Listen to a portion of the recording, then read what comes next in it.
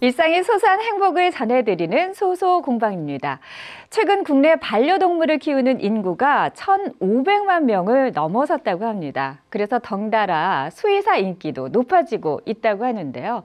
그래서 최근에는요, 물고기 수의사 그리고 파충류를 돌보는 특수한 수의사처럼 점점 세분화되고 있다고 합니다.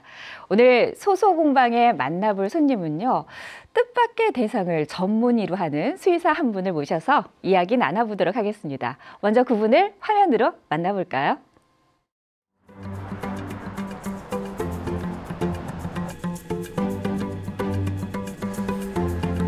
치료가 한창인 동물병원. 어떤 동물이 아픈 걸까요? 꿀벌 아닌가요? 안녕하세요. 꿀벌을 치료하고 담당하는 수의사 정연기입니다. 이곳은 30년간 꿀벌만을 진료하고 치료해온 국내 1호 꿀벌 수의사의 병원입니다. 작은 생물이기 때문에 진료를 위해선 현미경이 필수.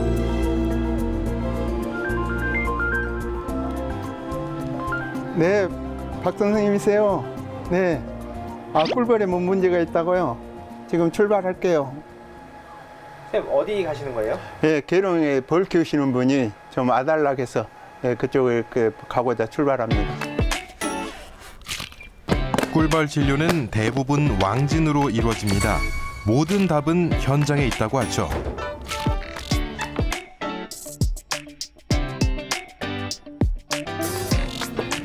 계룡산 산자락 아래 위치한 양봉농장. 먼저 꿀벌 진료에 필요한 장비를 갖춥니다.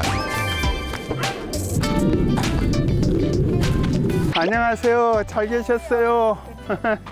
오늘 꿀벌 수의사를 부른 이유가 뭘까요? 벌보신이라고? 네. 네, 작년에도 벌들이 기어다니고 그리고 갑자기 벌들이 많았던 애들이 일주일 만에 막 사라지는 거예요, 벌들이. 지난해 전국 양봉 농가에 큰 위험이 닥쳤습니다. 이유도 모른 채 애지중지 키운 벌들이 사라지며 망연자실한 농가가 많았는데요. 그래서 올해는 조금만 이상이 보여도 수의사를 찾는 이들이 늘었습니다. 지금 벌 다 보신 거예요? 왜 이렇게 벌이 조금 이렇게 좀 사납지? 요즘에 그렇게 올 들어서 벌이 많이 사납더라고요. 벌이 사납다는 거는 뭔가 내가 불만족하는데 그 불만족이 뭘까? 먹이 지금 뭐 주고 있어요? 소독약은 어떻게 하시고? 이산화 염소수 이렇게. 네네. 그걸 벌한테 직접 뿌린 거예요? 아니요. 벌한테는 소독을 전혀 안 해줘요. 문진이 끝나면 수의사의 발길이 바빠집니다. 벌통 주변을 살피고 벌통을 꺼내보는데요.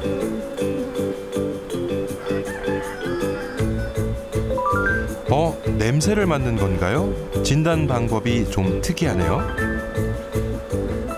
벌통 내부 이제 안에 속 살피기를 한 겁니다. 냄새도 좀 확인하고요. 벌 상태를 보는 겁니다. 네.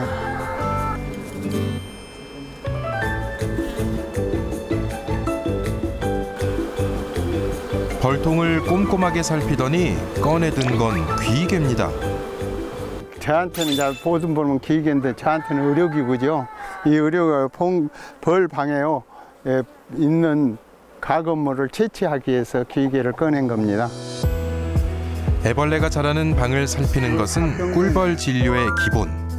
이 작은 귀개 하나면 정확한 진단을 위한 시료 채취도 문제없습니다.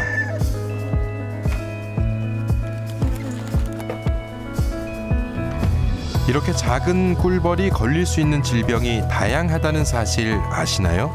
꿀벌 질병이 36가지가 있어요.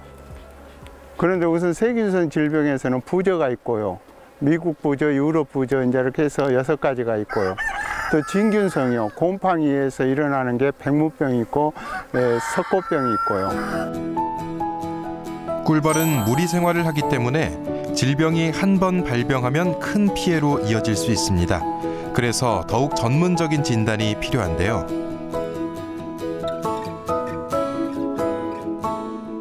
처음 꿀벌의 수의사를 접할 때요. 꿀벌의 수의사가 꼭 필요한가? 그렇게 생각을 했었죠. 그리고 생뚱맞고 생소하게 생각했었는데요. 그래서 처음에는 모두 궁금해하고 벌을 키워봤니? 벌에 대해서 얼마만큼 아는지 이런 게 가지고 묻고 했었어요. 근데 이제 시간이 가면서 이제 수의사가 필요한 걸 알게 됐습니다. 이제는 정년기 수의사에게 도움을 요청하는 연락이 전국에서 오고 있는데요. 덕분에 휴일 밤낮 없이 왕진을 나가고 있습니다.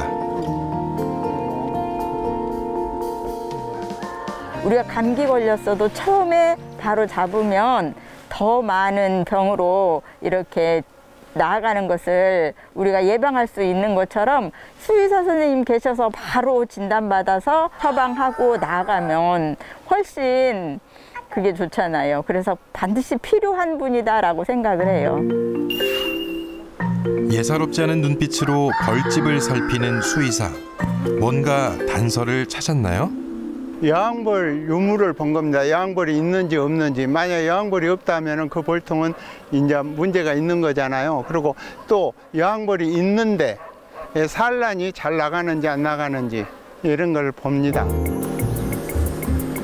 여기 여왕벌이 잘 있는 걸 보니 이 벌통은 문제가 없는 것 같죠?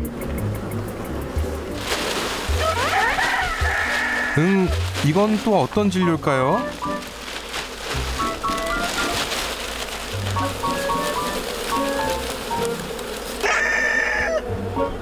박사님 덮어보세요. 일벌들이 담긴 통에 설탕을 넣고 흔듭니다.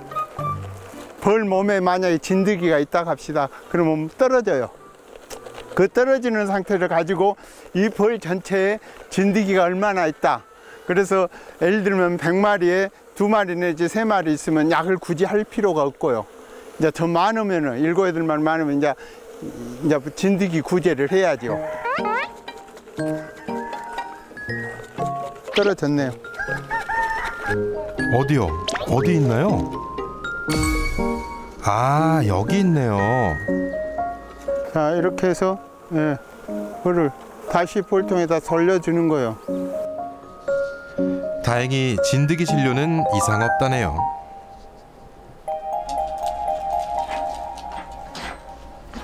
꿀벌들의 건강검진 쉽게 끝나지 않습니다. 우선요, 어떤 경우가 있냐면은 진드기라고 생긴 것 같은데 현미경으로 보면은 진드기가 아니고 얼른 벌이 밀랍을 뭐 일어났다든지 이렇게 전혀 다른 상황이 있어요. 육안으로 봐서는 판명이 혼동할 수 있는 게 진드기를 이리 유인하기 위해서 만든 숯벌집 덫이에요. 숯벌이 일벌보다 3일을 더 태어나는데 3일을 더 머물게 되거든요. 약을 치지 않고 벌에게 유기농법으로, 예를 들면은 기계적인 용법으로 진드기를 제거하는 방법입니다. 이 작은 구멍 안에는 많은 수벌 애벌레들이 있습니다. 부화기간이 긴 수벌방에 진드기가 알을 낳기 위해 몰리는 걸 이용하는 겁니다. 다른 애벌레 피해를 최소화하는 방법이죠.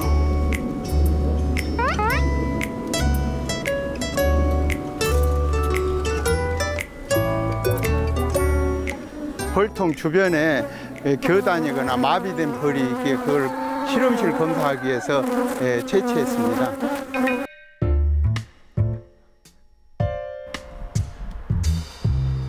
채취한 벌들 검진대 위에 올랐습니다. 꿀벌이에요.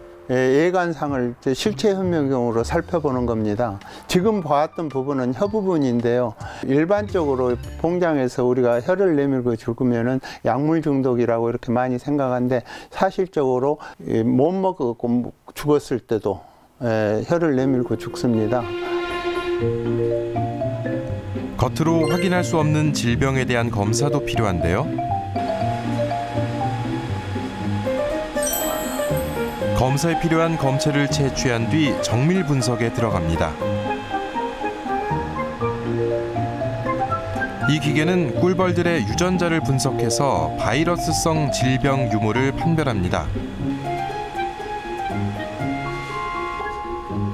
우리가 많이 했던 코로나19 검사인 PCR 검사와 비슷한 방법입니다.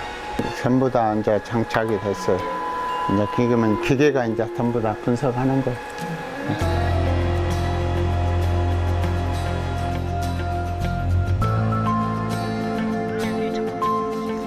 거침없이 진단 결과를 적어 내려가는데요. 박 선생님 안녕하세요. 검사 결과 나왔는데요. 봉장 관리 잘하고 계시네요. 그런데요, 앞으로 또 프로폴리스 꽃가루 채취를 좀 자제해 주셨으면 좋겠어요. 네, 감사합니다. 안심하고 올해 벌 잘 키우겠습니다. 정말 감사합니다.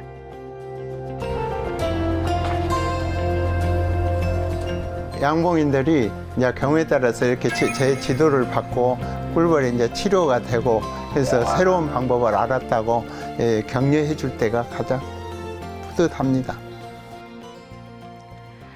네, 꿀벌이 아프거나 문제가 생기면 어디든 달려간다는 국내 1호 꿀벌 전문 수의사 정연기 원장님 모셨습니다. 어서 오세요. 반갑습니다. 네, 안녕하세요. 네. 반갑습니다. 저는 꿀벌만 전문으로 치료하는 동물병원을 운영하는 수의사 네. 정연기입니다. 아, 반갑습니다. 근데 저는 처음 알았어요. 꿀벌도 전문 수의사가 있다는 걸 처음 알았는데 우리 선생님께서 국내 1호 꿀벌 전문 수의사라고 하셨잖아요. 그러면 국내에는 얼마만큼의 수의사가 계신 거예요? 저는 어쩌다 네. 1호 수의사가 된 거고요. 네. 현재 국내 꿀벌만 전문으로 하는 수의사가 2명 있습니다. 저를 포함해서요. 2명? 예. 우리 선생님 빼고 나머지 한 분? 예. 아니, 국내 2분밖에 없다면은 정말 희귀한 직업인 거잖아요. 야, 근데 그 중에서 제가 1호인 분을 만났다는 게 너무 영광스러운데, 근데 왜 하고 많은 동물 중에 하필이면 꿀벌 수의사를 하게 되셨어요? 그래서 저도 원래 그 동물병원 개업하면은 대동물 더군다나 소를 좀 즐겨 진료했던 수의사입니다. 네. 그런데 공직에 있으면서요, 제가 대전광역시 공직에 있으면서 우연찮게 꿀벌 업무를 하게 됐어요. 네. 그래서 학교에서도 배운 바도 없고 업무를 맡아서 벌을 좀 알아보고자 주변에 양봉농가를 찾아가게 됐어요. 네. 그래 가서 이제 이렇게 묻게 됐죠. 그래서 저는 아무것도 모르니까 꿀벌의 질병은 뭐가 있습니까? 그게 뭐가 있대요. 또 약은 어떻게 쓰세요? 그러니까 또 어떻게 쓴대요. 그거를 일일이 다 기록을 하고요. 네. 그 한 농장에서만 제가 딱 그렇게 듣고 끝났으면은 또 네. 저도 끝났을 텐데 그거를 다른 주변 농가를 다니면서 동일하게 같이 물어봤어요. 네. 그랬더니요, 그걸 가지고 취합을 해봤더니 나중에요. 취합해봤더니 질병은 하나만 약은 이제 몇 가지가 있을 수 있죠. 네. 그런데 약이 다 달라요.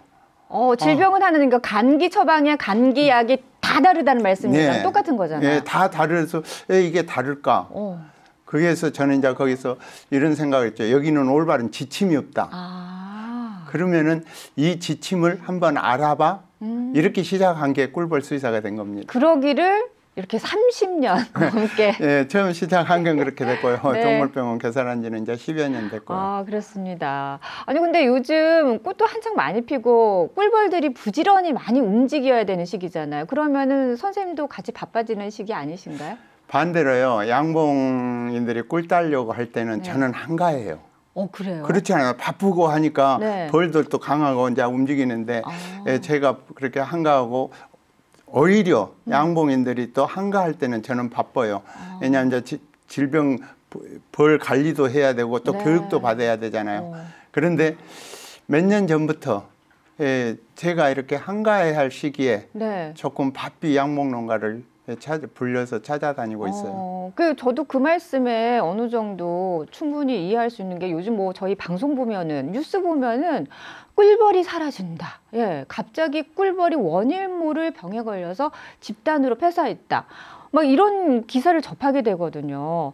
어떻게 현장에 나가 보시면 그런 위기를 직감을 하시나요? 예, 사실 그 꿀벌이 이렇게 줄어들고 있는 건 직감합니다. 어떤 이유에서 그렇게 보시나요? 지금 이제 전반적으로요. 네. 알려져 있는 거는 기후 변화다. 그러면 기후도 변화되면 벌도 변화됐을 거라 네. 이제 저는 이런 얘기하면서요. 또 질병 때문이다고. 또 특히 꿀벌 진드기요. 이제 여러분들이 많이 아는 응애라고 표현하는 걸 네. 꿀벌 진드기 때문에 그렇다. 또 미론 부족이요, 먹이 부족. 예를 들면 어떤 개발돼서 부족할 수도 있지만 많이 사육돼서도 네. 먹이가 또 부족할 수도 있고요. 또 주변에 농약 살포요. 또 그렇군요. 그러게 해서 피해가 가중되고 전자파도 있다고 하지요. 네. 그런데 저는 이제 거기다 또 우리 양봉인 벌지기님들이 갖추어야 될 실제적인 어떤 기능, 기술, 즉 말해서 실기가 그 실기의 부족 이런 게 영향을 미친다고 생각합니다. 예, 그러니까 꿀벌을 키우는 데 있어서도 좀 네. 더 많은 기술 습득과 그리고 공부가 더 필요할 수도 있다라는 말씀이신 네. 거죠. 현재 30년째 꿀벌과 함께 동고동락하다시피 하셨는데 이런 사정 보면 좀 많이 안타까우시겠어요. 네, 가장 힘들어한 게 저죠. 왜냐하면은 치료를 해서 더 나아져야 되는데 네. 갈수록 지금 더 심각하게 이렇게 되니까 우려가 되니까 좀 걱정이 되죠. 그런 면에서 봤을 때는 우리 국내에 꿀벌 전문 수의사가 딱 2분 계신데 우리 선생님께서 그 어느 때보다도 건강도 잘 챙기시고 오랫동안 활동하셔야 될 것 같아요. 네, 덕분에요. 그렇게 활동을 하게 되시고요. 네. 또 양봉장 찾아다니면서 또 많은 배움을 가지고다 네. 보니까 아직 건강에는 문제가 없는 것 같아요. 아유, 다행입니다. 꿀벌을 사랑하는 마음과 더불어서 후대를 위한 이 사명감으로 앞으로 더 많이 열심히 활동해 주셔서 이 꿀벌들의 건강을 잘 지켜주셨으면 좋겠습니다. 네. 오늘 나와주셔서 고맙습니다. 감사합니다.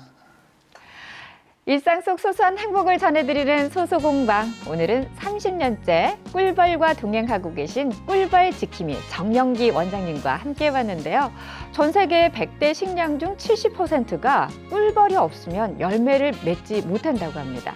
인간의 생존과도 직결되어 있는 만큼 이 꿀벌들의 날개짓이 멈추지 않도록 우리 다 함께 노력해야 하지 않을까요? 오늘 소소공방 저희가 준비한 소식은 여기까지입니다. 다음 이 시간에 다시 찾아오겠습니다. 고맙습니다.